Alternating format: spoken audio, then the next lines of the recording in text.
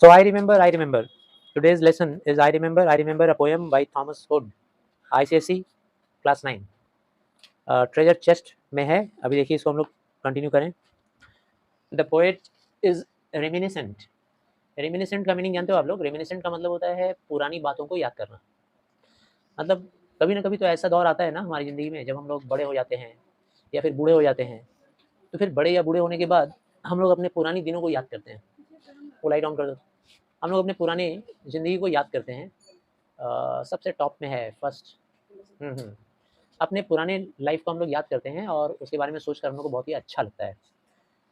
तो poet Thomas hood भी अपनी पुरानी ज़िंदगी को याद कर रहे हैं और कहते हैं, I remember the house where I was born. जब तुम भी बूढ़े हो जाओगे, अल्तमश, खुशबंद, अरमन, ठीक है ना, जब तुम लोग बूढ़े हो जाओगे तो बूढ़े होने के बाद तुम लोग बोलोगे कि याद है, मुझे अभी भी याद है जब मैं कृष्णा सर के कोचिंग क्लासेस में जाया करता था। कितने सुहाने दिन थे, गली में दौड़ मचाया करता था पागलों की तरह से। याद है, मुझे अभी भी याद है, ठीक है ना, भूलूंगा नहीं जब तक है जान, जब तक है जान। शाहरुख खान भी बन जाओगे। तो पोएट कहता है, I remember the house where I was born. मुझे वो घर अभी भी याद है जहाँ पे मेरा जन्म हुआ था। आप लोग भी याद करते होगे, हो सकता है नए फ्लैट में आ गए, नए घर मकान में आ गए, तो पुराना फ्लैट, पुराना घर याद आएगा। The little window where the sun came peeping in at morn. वो छोटी सी खिड़की, ऐसे ही खिड़की हुआ होता होगा आपके घर में, ठीक है ना। तो कोई पुराना घर होगा, छोटा सा घर होगा। पोएट बोल रहा है कि मुझे याद है जिस घर में मेरा जन्म हुआ था, और वो छोटी सी खिड़की जिससे रोज सुबह की किरणें, मॉर्न का मतलब है morning, came peeping in at mourn, mourn का मतलब मॉर्निंग, और सन केम पीपिंग एट मतलब झांकना। ऐसे झांकने को बांग्ला में बोलते हैं उकी मारना, है ना। तो उकी मारते हुए मतलब झांकते हुए मुझे याद है सूरज किस तरीके से हर रोज मेरे घर में आता था, खिड़कियों से झांकते हुए।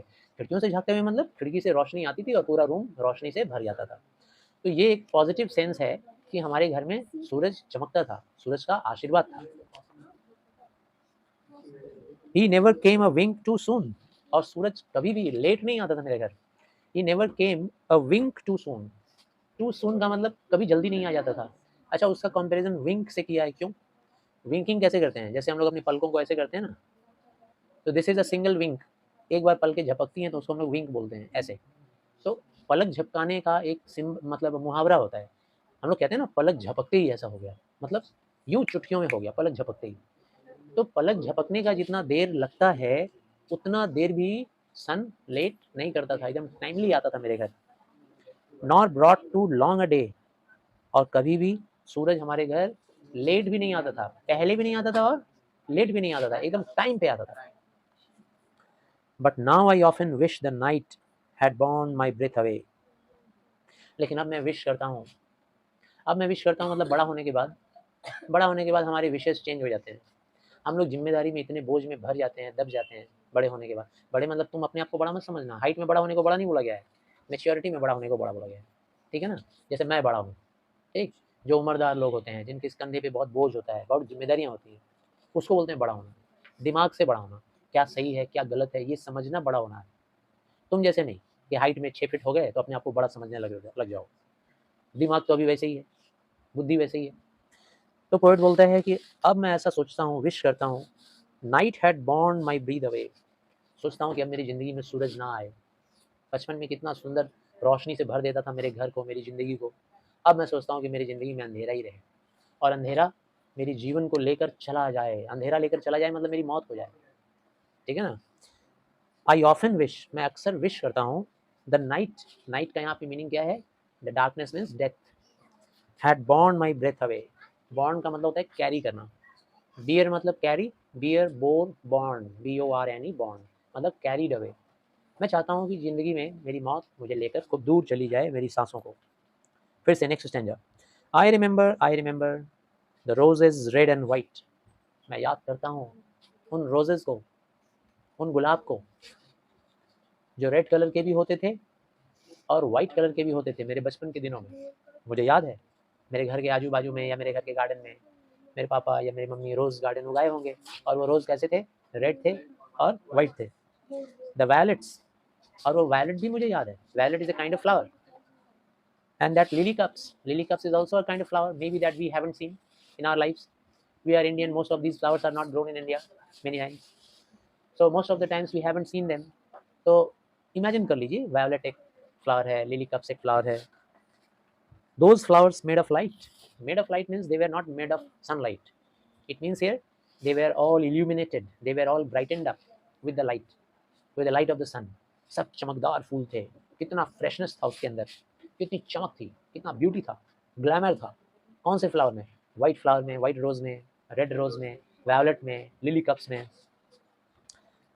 The lilacs were the ribbon built, and where my brother set the laburnum on his birthday, the tree is living yet.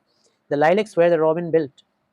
और वो lilacs, वो पेड़, वो भी मुझे याद है. lilacs कोई छोटा सा पेड़ है, छायादार, bushy, ठीक है ना. It was a very shadowy tree where the robin built. Robin built means robin is a kind of bird, ठीक है ना. robin एक चिड़िया है. तो where the robin built, what did it build? It built its nest. तो मेरा बचपन इन्हीं चीज़ों में गुजरा था. मुझे याद है कि वो रॉबिन चिड़िया कैसे लाइलेक्स के ऊपर किसी डाली पे, किसी ब्रांच पे अपनी घोंसला बनाई हुई थी. Where my brother set the laburnum on his birthday, the tree is living yet. और वहीं पर, उसी जगह पर मेरे भाई ने सेट किया था, मतलब प्लांट किया था, जहाँ पे ये लाइलेक्स था ना, वहीं पर जहाँ पर रॉबिन ने घोंसला बनाया था, मेरे भाई ने भी वहाँ पर एक लैबरनम सेट किया था. लैबरनम भी एक तरह का पौधा है. तो उस पौधे को सेट कर दिया था मेरे भाई ने ऑन हिज बर्थडे, अपने बर्थडे पर सेट किया था. The tree is living yet. और वो पेड़ अभी भी जिंदा है, ठीक है ना. वो पेड़ अभी भी जिंदा है. आज इतना दिन हो गया, बचपन की वो बातें मुझे अभी भी याद है. बचपन में हम लोग ऐसा कई बार करते हैं. बड़े होने के बाद जब हम इन्वायरमेंटल साइंस पढ़ लेते हैं, बहुत कुछ पढ़ लेते हैं, तब हमारे अंदर कॉन्शियसनेस नहीं आता है कि चलो पेड़ लगा लें. लेकिन बचपन में हम लोग जरूर कभी ना कभी कोई ना कोई एक पेड़ लगाए रहते हैं. मुझे भी याद है, मैं भी जब छोटा था तो एक मैंगो ट्री लगा दिया था, ठीक है ना. अभी वो पेड़ नहीं है, पता नहीं किसने उखाड़ दिया, ठीक है. कुछ दिन तक था, बहुत बड़ा सा पेड़ हो गया था, किसी ने तोड़ दिया या उखड़ गया, कैसे भी पता नहीं. आप लोगों ने भी बचपन में खेल कूद में या रियलिटी में कोई ना कोई पौधा लगाया होगा. Next stanza. I remember where I was use to swing. मुझे याद है, अभी भी याद है, मैं कैसे स्विंग किया करता था, झूलता था, झूला झूलता था. And thought the air must rush as fresh to swallows on the wings. और सोचता था, जब मैं झूला झूलता था, तो जब हम लोग झूला झूलते हैं तो देखे होगे ना, हवा हम लोगों की बॉडी से आके टकराता है. यूँ ऐसे हम लोग जा रहे हैं, पकड़े हुए हैं रस्सी, और झूलते हुए जब यहाँ से स्विंग करते हुए स्विपिंग करेंगे आगे की तरफ, तो देखेंगे बहुत जोर से हवा आएगा और हम लोग के हेयर उड़ेंगे पीछे की तरफ, लंबे लंबे अगर हेयर रहेंगे तो. कोई लड़की अगर बैठी हो लंबे बालों वाली और झूले में बैठेगी तो उसके सारे बाल पीछे चले जाएंगे. लड़की आगे, बाल पीछे हैं ऐसे, ठीक है ना. तो where I was used to swing and thought the air must rush as fresh. और वो हवा कितनी तरोताज़ा होती थी, जो मेरे बॉडी को पूरा टच करके हमको पीछे की तरफ पुश करते हुए आके मेरे बॉडी में लगती थी. और तब मुझे ऐसा फील होता था, the air must rush as fresh to swallows. तब मुझे फील होता था कि स्वैलो बर्ड भी जब ऐसे ही उड़ती होगी तो उसको भी ऐसे ही हवा उसके बॉडी को टच करता होगा. भाई हम लोग चिड़िया तो नहीं बन सकते ना, लेकिन चिड़िया जैसा फीलिंग्स तो ला सकते हैं. उड़ सकते हो क्या? हम उड़ सकते हैं क्या? नहीं. ट्राई करेंगे तो गिर जाएंगे, नहीं उड़ पाएंगे. लेकिन फील कर सकते हैं कि चिड़िया उड़ती है तो उसको कैसा फील होता है. उसके भी विंग्स पे ऐसे ही हवा आके लगता होगा. My spirit flew in feathers then. और तब की बात यह है कि तब मेरा जो स्पिरिट था, वो मेरा spirit flew in feathers. Feathers मतलब पंखों में. क्या मेरे पास पंख थे? नहीं, मेरे पास पंख नहीं थे. लेकिन मैं ऐसा फील करता था कि मेरे जो स्पिरिट थे, मेरा जो आत्मा था, वो मेरे पंखों पे उड़ान भर रहा है. बॉडी तो मेरा उड़ान पर भरता ही था, पंख भी उड़ान भर रहा है, मेरी आत्मा भी उड़ान भर रही है. पंख के साथ साथ मेरी आत्मा उड़ रही है. अच्छा, आत्मा के उड़ने का मतलब क्या है? ये प्रोवर्बियल स्टेटमेंट है. इसका मतलब बहुत खुश हूँ या दुखी हूँ? बताओ तो. आत्मा उड़ेगी तो बहुत खुश रहूँगा कि दुखी होऊंगा? जब खुश रहते हैं तो हम लोग कहते हैं कि आज मेरे पैर जमीन पे नहीं है, ठीक है ना. आज मेरी आत्मा, मेरी जो मन है वो हवा में उड़ रहा है, हिलोरे मार रहा है. तो मेरी आत्मा भी मेरे शरीर के साथ झूले पे उड़ती रहती थी. क्या आनंद था. That is so heavy now. लेकिन अब वही आत्मा कितना हेवी हो गया है. ओफ, कितना हेवी हो गया है ना. अब वही आत्मा कितना हेवी हो गया है. जब आप बड़े हो जाओगे तो आपको फील होगा कि आपकी आत्मा हेवी हो गई है.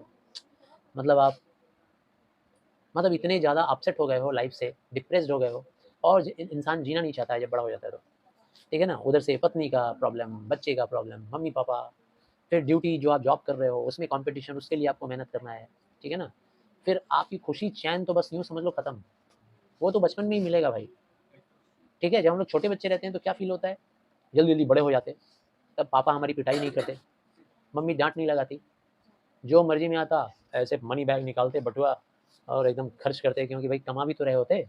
तो जब बचपन में सोचते हैं हम लोग कि बड़ा हो जाएंगे तो जो चाहेंगे वो वैसे खर्च करेंगे, इंजॉय करेंगे, कुछ नहीं है ऐसा, एक बार बड़े हो जाओगे तब समझ में आएगा बचपन ही सही था, ऐसा सोचने लगोगे, ठीक है ना, वही अच्छा था।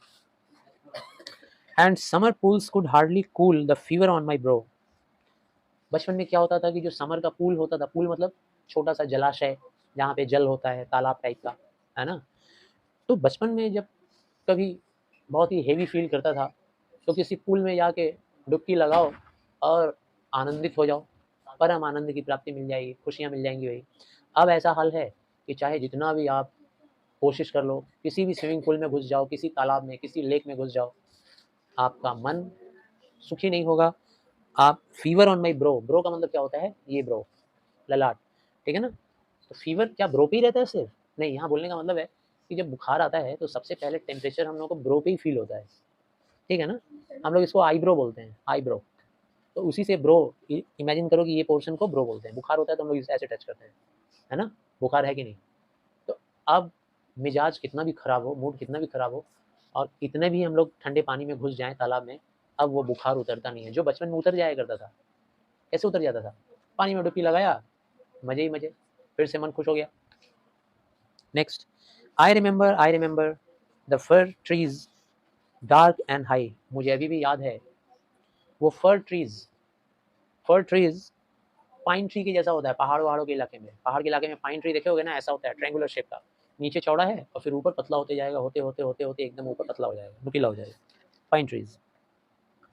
The fir trees dark and high, dark and high, high मतलब ऊंचा, और डार्क बोलने का मतलब क्या हो गया, घना है, मतलब ग्रीन होने की वजह से काला हो गया है।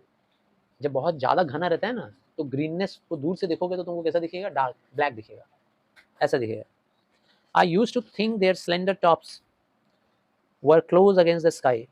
जब मैं छोटा बच्चा था तो जब उस पेड़ के नीचे खड़ा होता था ना और उस पेड़ के टॉप्स को जब देखता था तो ऐसा लगता था कि उसके टॉप आकाश को छू रहे हैं, आकाश को टच कर ले रहे हैं। Were close against the sky, they were very close to the sky. It was a childish ignorance, but now it's little joy to know I am farther off from heaven than when I was a boy. तब तो मैं छोटा था और ये मेरा बचकाना सोच था, चाइल्डिश थिंकिंग, कि ये टॉप जो है फर ट्रीज का वो जाके टच कर रहा है किसको, आकाश को। ये बच्चों वाली सोच थी, बेकार की सोच। It was a childish ignorance, ignorance मतलब बुद्धि की कमी, अज्ञानता, ठीक है ना, बचपन में हम लोग अज्ञान होते हैं, कोई चीज़ का ज्ञान नहीं है। जैसे तुम छोटे बच्चे रहोगे तो तुमको लगेगा कि घर के छत के ऊपर चढ़ जाएंगे तो वहाँ से मून को टच कर लेंगे या मून को लेके पॉकेट में डाल लेंगे। अभी मून तक पहुँचने के लिए कितना पैसा खर्चा हुआ इंडियन गवर्नमेंट का और कितना कोशिश हुआ तब मून पे पहुँचा, वो भी इंसान नहीं पहुँचा अभी। 380 करोड़। आगे देखो, but now, it's little joy to know I am farther off from heaven than when I was a boy. लेकिन अब जो ये सोच आ गई है, शांत रहो, but now it's little Joy, लेकिन अब बहुत ही इस बात को सोचकर बहुत ही बुरा लगता है, to know I am farther off from heaven, from heaven, यानी कि जब हम लोग बहुत खुश होते हैं तो बोलते हैं ना कि हेवनली प्लेजर, स्वर्गीय सुख, है ना, तो वो जो हेवन का आनंद है, जो हेवन का सुख है, अब समझ में आता है उससे तो मैं बहुत ही दूर हूँ, बहुत दूर हूँ, मेरे जीवन में कोई आनंद नहीं है। और वो स्वर्गीय सुख तो एकदम ही नहीं है जो कि कब हुआ करता था, वो हुआ करता था when I was a kid, when I was a child. जब मैं बच्चा था तो मुझे जितना आनंद मिलता था उसका तो थोड़ा पोर्शन भी अभी नहीं मिलता है, ये मुझे समझ में आ गया है। But now it's little Joy, और बड़ा होने पर अब कोई जॉय नहीं है, कोई खुशी नहीं है, कोई आनंद नहीं है। To know I am farther off, farther far word से बना है, फार्दर उसका कंपेरेटिव डिग्री है, फार फार्दर फार्देस्ट। अब मैं और भी दूर चला गया हूँ खुशियों से और आनंद से, क्यों, क्योंकि अब मैं बड़ा हो गया हूँ, from the heaven than when I was a boy. जितना मैं खुशी आनंद पाता था कब, जब मैं बॉय था, छोटा बच्चा था, वैसी खुशी पाने के राह में अब मैं बहुत दूर चला गया हूँ। तो आई गेस सबको समझ में आया। वीडियो को बार-बार देखिए, ठीक है?